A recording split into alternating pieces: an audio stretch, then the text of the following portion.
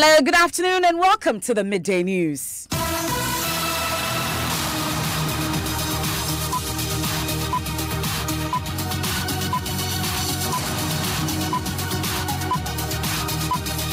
This bulletin is coming to you live from our studios here at Kokomlemle in Accra on digital address GA0993341 on Joy 99.7 FM. It's also live on Love 99.5 FM in Kumasi, affiliates across the country on ABN Radio in London and around the world at myjoyonline.com. The news is brought to you by Telesol 4G, just a touch. Coming up in this edition, Attorney General defends government's inability to prosecute former GFA boss Kwesi Nyantakyi for his role in football corruption expose, as she lays the blame squarely on delay by Tiger IPI to provide additional details.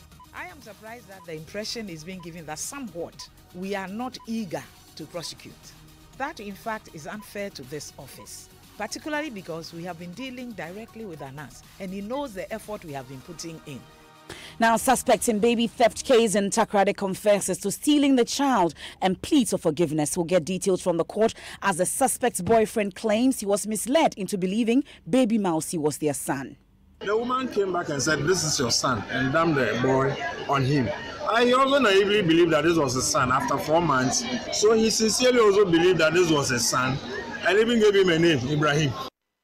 Now, some traumatized female students of University of Energy and Natural Resources in Sunyani forced to leave the school after being blackmailed by a male student threatening to publish their nude pictures and videos.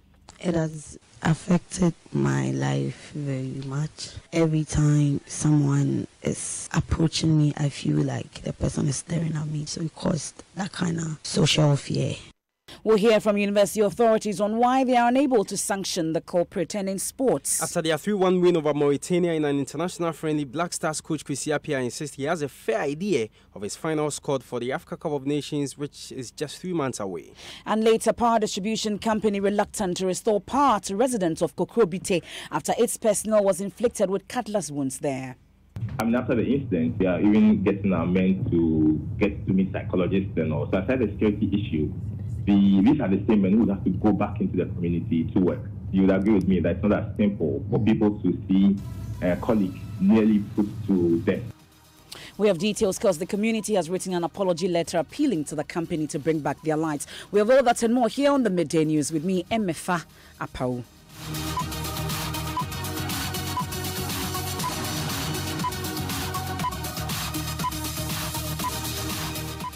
Now, the Attorney General and Minister for Justice, Gloria Kufu, has been defending government's inability to prosecute former GFA boss Kwesi Nyantakyi for his role in football corruption expose, saying the blame should be laid squarely on the investigative team Tiger IPI, and it's because of their inability to provide additional details. Head of the team, Anas Aremiyaw Anas, earlier this week started an online petition after the AG's department failed to take any action against Mr. Nyantakyi almost a year after the number 12 expose was premiered. But Attorney General Gloria Kufu told the BBC Anas's petition is unfair. We will see prosecution. We have made that decision, but we need to have the full evidence, and that may impact on what we have in draft now. I am surprised that the impression is being given that somewhat we are not eager to prosecute. That, in fact, is unfair to this office, particularly because we have been dealing directly with Anas, and he knows the effort we have been putting in and what we are calling for, and the fact that we have indicated what we need to enable us move on, which he has not supplied to us yet. You heard the Attorney General and Minister of Justice speaking to the BBC there, but though investigative journalist Anas Aremiyaw Anas will not speak on record, he says his online petition was to protest the sluggish process of the investigations. Now, let's turn our attention to another investigative report, Militias in the Heart of the Nation. You all remember that, don't you? It was authored by Joy News Manasseh Azoria Winnie, which reviewed an NPP-affiliated militia group, DI, training its personnel at the former seat of government, the Osu Castle. Although there been calls on government to prosecute the leaders of the group, which is unregistered, Interior Minister Ambrose Derry is challenging such persons to provide proof first. I have a lot of great respect for Manasseh, and so I looked at it and I was waiting to see actionable parts of it. I did not see any militia activity there. Most of the time I observed that there were a lot of ladies who were dressed up. Now, let me tell you, I know a little bit more, and that's why I'm able to talk the way I talk. People came to my ministry, to the Ministry of the Interior, to make inquiries about that. And they said there was a security organization by that name. And I said, no, we did not have that. We made them to check, none. We went to the police, none. So there is no security group by that name. Then it transpires that a group is registered, more or less as an employment agency, not as a security organization. But I was still watching to see whether I would see maybe some exercises or some activities that's so security, and I'll tell the police, moving. I haven't seen that. Give it to me today, I'll investigate it. So in the clip? I haven't seen the clip. In the Help clip. me, did you see some part? Well, you saw them providing security at the Accra International Conference Center for an event that the president attended. Not at all. And I'm telling you, I'm going to tell you something about that one too. That was an occasion organized by the Dombo family. Dombo, as you know, is one of the founders of a tradition, Dankwa Dombo, they say. Yes. And I knew very well about it. His son, Richard Dombo, came to me and was organizing. It was not a state-organized function at all. The Dombo,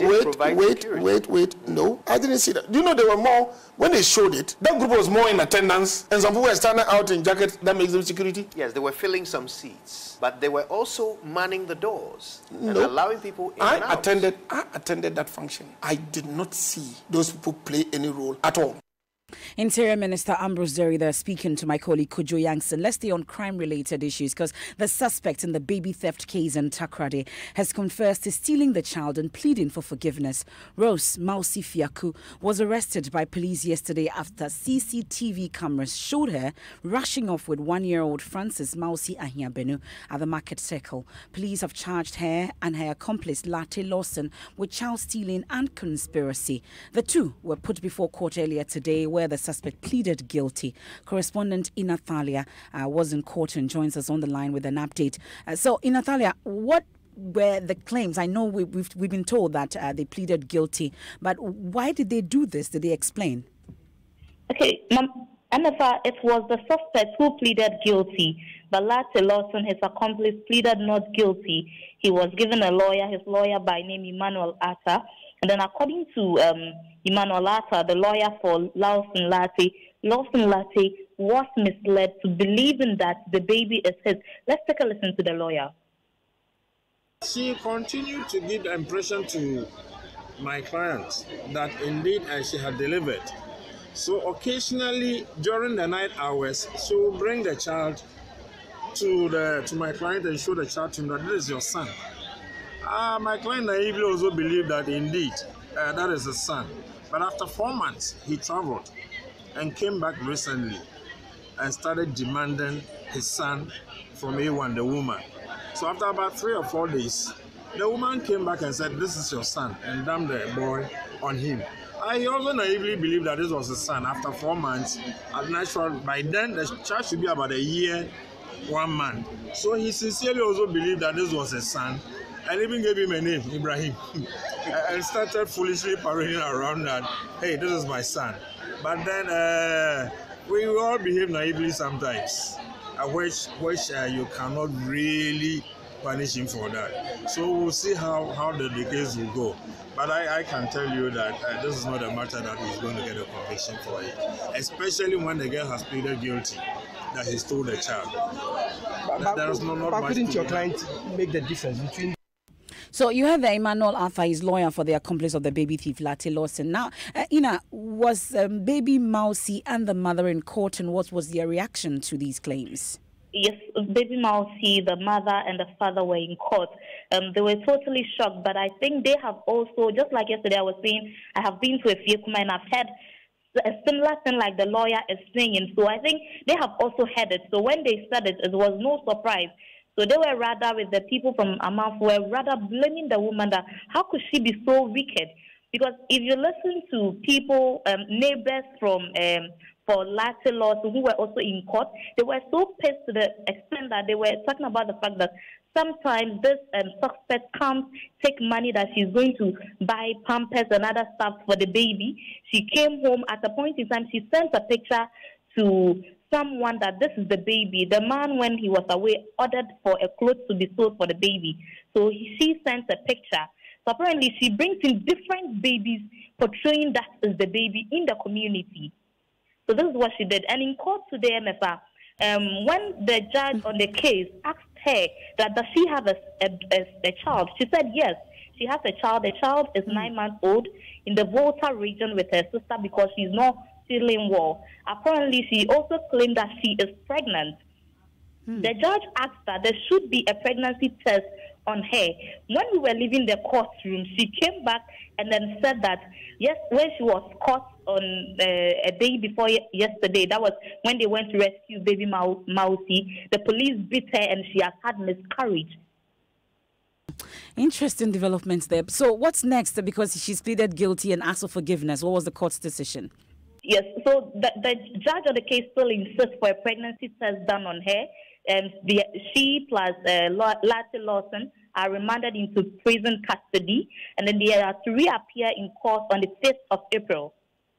My colleague there in Nathalia Kwanza reporting from the Western region. Now, in a separate development, Interior Minister Ambrose Derry says his outfit is relying on assistance from US and UK intelligence agencies, FBI and Scotland Yard to find the missing Takoradi girls. He also told my colleague Kojo Yankson the country's current privacy laws are making it difficult to find the 3 kidnapped Takoradi girls.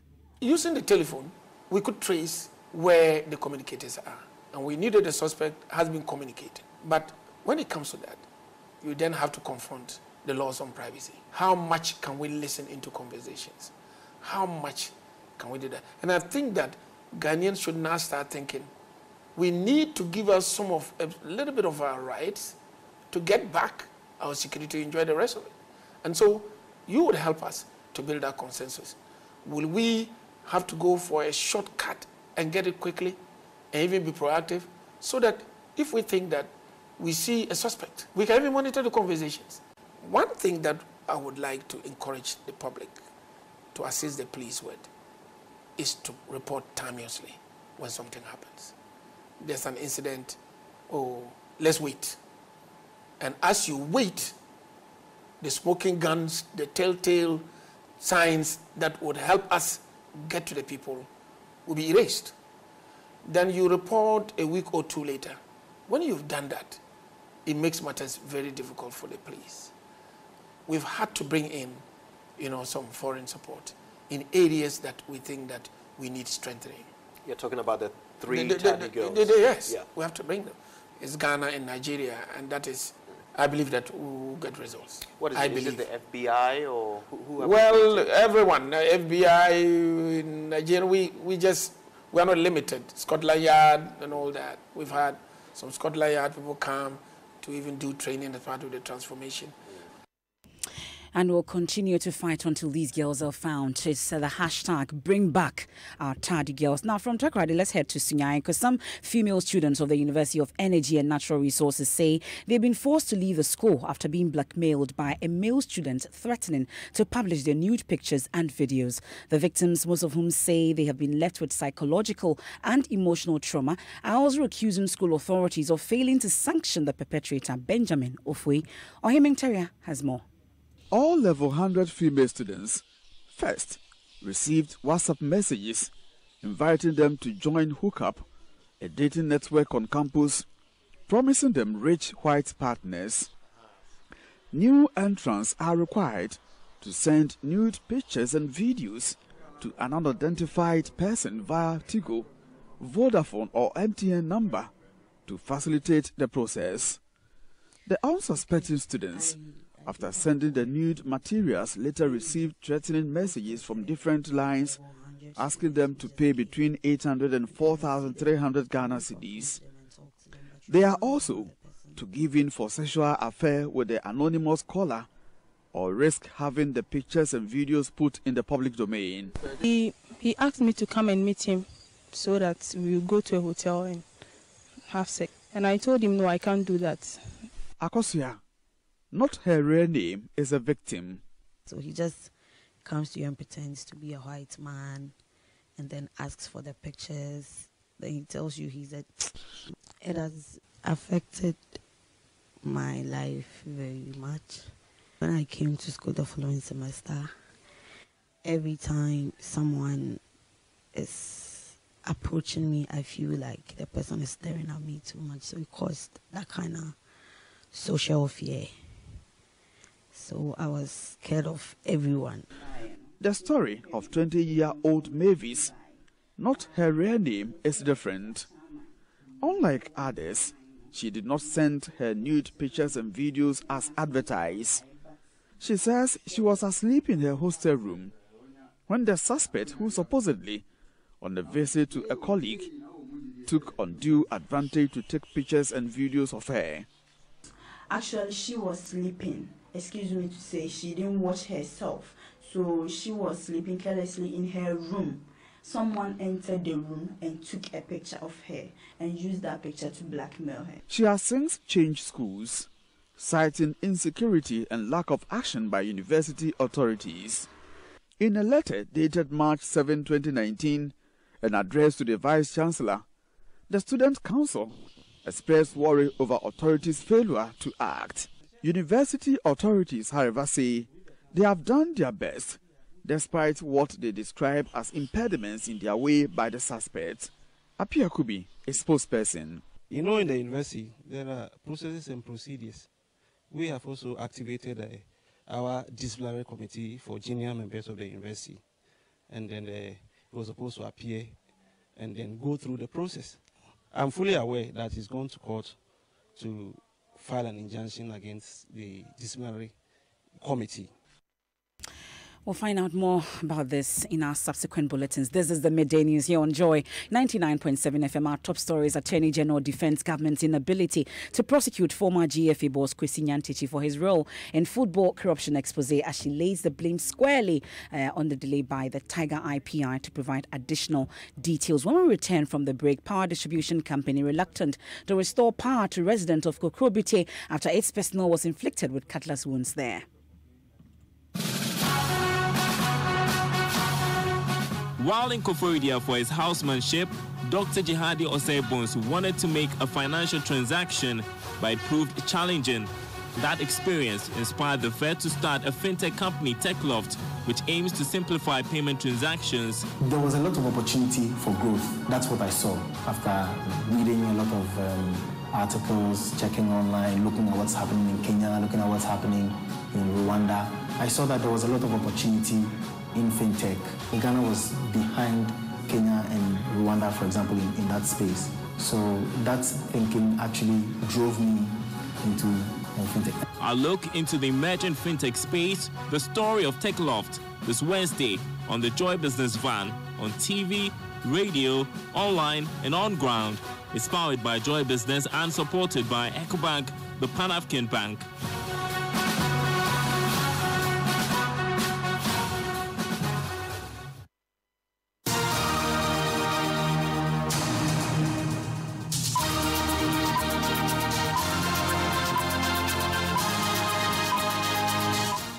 Welcome back and thanks for staying with us here on the Midday News. Later also in this bulletin, you love these symbols. You use them for your jewelries and also in your funeral cloths. But do you know what they mean? We'll find out the meanings of our Adinkra symbols here later. But now, let's do some sports. Benedict Owusu has the very latest. Yes, MFA. So the Africa Cup of Nations is just 3 months away. The Black Stars officially started preparations yesterday with an international friendly to Mauritania, which Ghana won 3-1 at the Accra Stadium. Now, Kwesi Appiah, I'm talking about the player, not the coach. Caleb Kuban and Thomas Partey were the goal scorers for the Black Stars. Well, Coach Appiah gave all invited players a chance to play against Mauritania, with the exception of some senior players, in order to access. Now, according to him, he has a fair idea of which players Ghana will present at the tournament in Egypt. We've qualified, and this is our first friendly game. Most of the players, are here. Some of them were not invited, and what I've been saying is it's important you give other people opportunity, not for me alone, for everyone here, to assess whether the person deserves to be in the final team. But on the whole, I have a rough idea of who I want to take, but I wanted to be sure of each and every player. And I can actually say that I'm confident that the 23 players that will be chosen will be of good force to reckon with.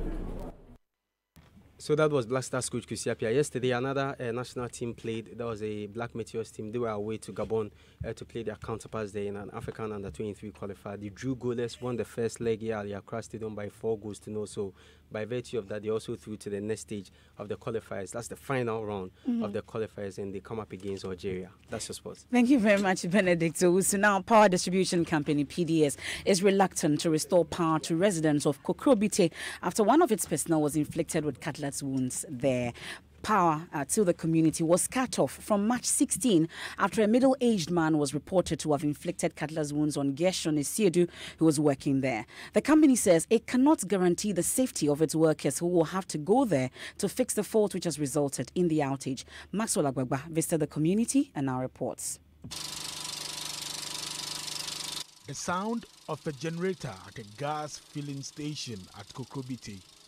The owner, Simon Ampedu, says he has been compelled to resort to the plant for the past 2 weeks. He's not happy all the residents of Ocean View at Kokrobite are being made to pay the price of the action of just one of the residents. We vehemently don't like what happened. However, it has happened. We thought they were going to reconnect our lives for us. But after contacting them, they were told that until they were able to arrest the person who committed the offense, we weren't going to get our lights back. Another member of the community, Emmanuel Metal-Nunu, wants the PDS to restore power and allow the police to continue with their investigations. At least the police is in charge. They are supposed to look after the security of the area. So they should make their investigations and get whoever was involved. We who don't have any idea of what happened, we don't have light. Accra West Public Relations Officer of PDS, Fred Johnson, says until they get that assurance that they will be safe, they cannot go to the area. It's become more of a security issue. So together with the police, we are working to find out who committed or perpetrated that act against our staff.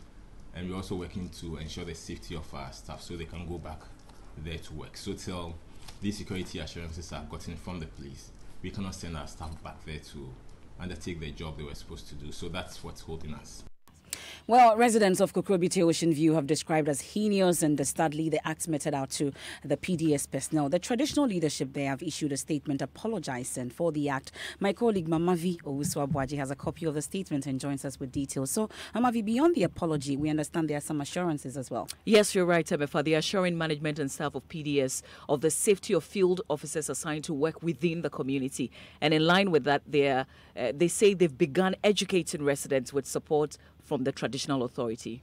So they also say that they had been constantly working with the police to find the culprits? That's correct. The statement says that since March 16, they've worked closely with the Kokrobite District Police Command to arrest the suspect who has since been on the run. And all this because they want power back, right? Yes.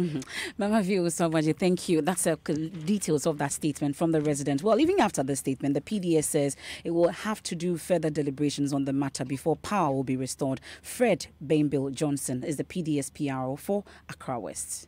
After the incident, obviously it had become a security issue. There were health and all that involved. Now, I told you that we are even getting our men to get to meet psychologists and all. So aside the security issue, these are the same men who have to go back into the community to work.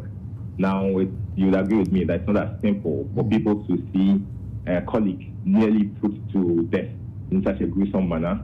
It's been very difficult and challenging. But that is to suggest, not to cut you, Fred, but that is to suggest that you have just 10 team members with the PDS who could go to this specific area to go and work. What happens is every area is managed by an office. So this particular Kokrobite area, it's managed by our Botiano district office. Accra West Public Relations Officer for PDS, Fred Johnson. Now, the chairman of Parliament's Local Government Committee, William Kwetu, has described as illegal the collection of unapproved fees by some officials of the Births and Deaths Registry. A Joy News expose revealed the identities of some officials of the Births and Deaths Registry who illegally assist foreigners to acquire birth certificates, which they in turn use to apply for Ghanaian passports. Chairman of the committee says the act is a serious breach of the standard procedure. We take certain information that we see on certain media as also being official. We have seen this on TV and other media stations. But to say that officially someone has written to us reporting of what that agency, the birth and death agency, is doing, I would say no. But once we have seen it as a news item, as a committee, we cannot sit and say that, well, it was just on TV. So we close our ears and minds to it. And so our intention is, having seen it on TV, more or less aired on national media. We intend to invite the person who wrote this story to come and brief the committee. And based on the findings, we'll know what next steps. Why is this important? Whoever did the story saw this as being important. Someone wants to go and do birth certificate or do death certificate, and you have to pay a certain X amount of money before getting it done. It is illegal. It is corruption. And so once it has come to our notice through the TV airing, we need to do something about it. And that is the essence of Parliament. Chairman of Parliament's Local Government Committee, William Kwetu. The Right to Information Coalition says Parliament could have passed a better law spelling out the modalities for obtaining information if it had considered some recommendations made on the draft bill. Member of the coalition, Samson Ladi Anyenini, says failure by Parliament to remove clauses that prevent citizens from accessing information relating to ongoing contractual discussions defeats the aim of the law to make the governance process transparent. Parliament last night finally passed the law following decades of deliberations. You can take a listen to Majority Leader Osechi Mensah-Bonsu and Minority Leader Haruna Idrisu shortly after the law had been passed. Honourable members, Right to Information Bill 2018 is now read the third time and passed. Take note that I was seeking to do this for and on behalf of the coalition who wanted to see an improved legislation so that this bill will serve. No law that we have crafted in this house is sacrosanct.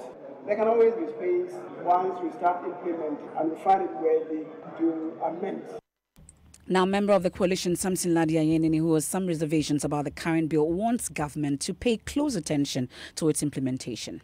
When you say that information that we are seeking, if the closure of that information will reveal opinion, will reveal advice, or will reveal recommendation, which opinion, advice, or recommendation is likely to undermine the deliberative process, and therefore we should not be given. We are simply saying we wait for the horse to vote before we begin to cry. I don't understand. We are supposed to be a part and parcel of the governance process. Samson Ladi Anyenini there. Now, Adinkra symbols, originally printed on cloth worn by Asante royals on important occasions, have historical and philosophical significance. The patterns and designs have also assumed international appeal as they are found on furniture, sculpture, earthenware, pot, casual wear, and even jewelry. In our Ghana Man series, my colleague Ohiming Teria takes us to today's Bono region to explore the history, meaning, and importance of these iconic symbols. You can use this to summarize your statement. One symbol represents a huge paragraph, like the Jinyame, which summarizes the symbolism and the authority of the creator. Adinkra symbols hold intangible myths, proverbs, folktales, songs, and phrases. They are small but summarize symbolic pictures or motifs used to decorate colorful patterned cloth by fashion designers. Adinkra symbols are named after the late paramount chief of Jamaica, Kojo Adinkra Ajiman. In the 14th century, he led his people from Akwamufi in the present-day eastern region of Ghana to their current Jamaica North and South districts of Ghana's Bono region, as well as Amenfi in eastern Cote d'Ivoire. Sumahine, Dr. Afram Brimpon III. Invention of these symbols came about when there was a strife within the kingdom of the Jamai. Nana Kojo Adinkra Ajiman, he got the symbols in dream. He drew it on a god, which he presented to his chiefs, and also interpreted the symbol as he saw it in his inspiration and dream. Able to use this symbol to quell the seemingly rancor and strife within the family. 59 other symbols were later designed by Nana Kojo Adinkra, which then became patterned for Bonontuma cloth, which later became known as Immunontuma by the Ashantis.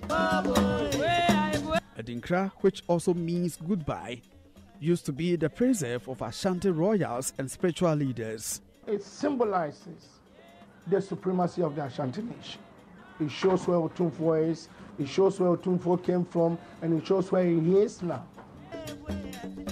Today, in Ghana and other parts of the world, one can expect to spot the symbol almost everywhere. These students traveled from United States to learn the Adinkra symbols and the printing of Adinkra cloth. I'm definitely going to wear this when I graduate. I'm going to wear this with my cap and gown, and then I might hang it up on my wall. My kids are going to need patience.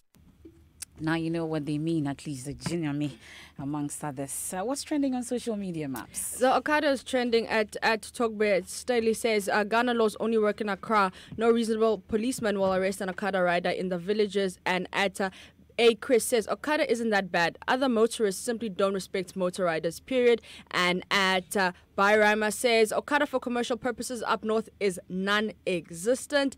Bird_ED says Okada law will be made and implemented, but that will be all because nobody will care about its enforcement.